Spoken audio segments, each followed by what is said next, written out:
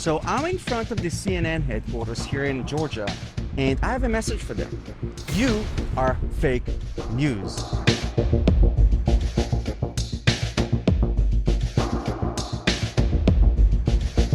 Now, while it sounds funny and light to say this, it's actually very dangerous how fake news are affecting today's society. Israel is victim of fake news. The conflict between Israel and the Palestinian militant group Islamic Jihad escalates. When Hamas is firing rockets into Israel, thousands of rockets, targeting Israeli families, children, and homes, the media is silent.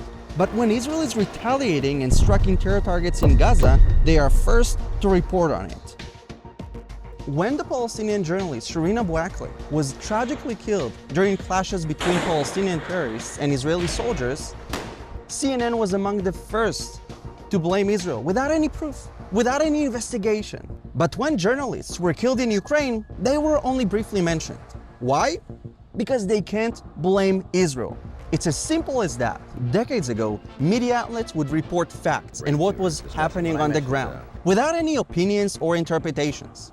That is called journalism. But today, the mainstream media has become a political player. For as long as I've been alive, for as long as you've been alive, no leader of the free world has publicly spoken about the press the way Trump does.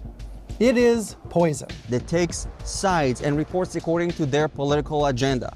And that is a problem, because they are affecting how people think and how people see things.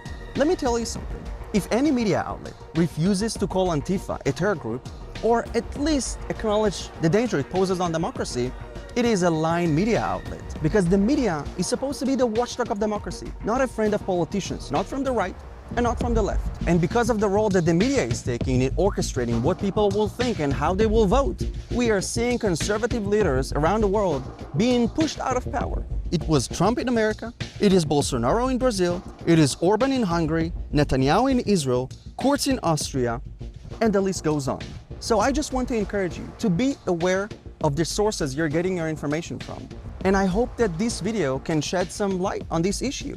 Do not be fed with fake news. Don't let them do your thinking. Think, and think.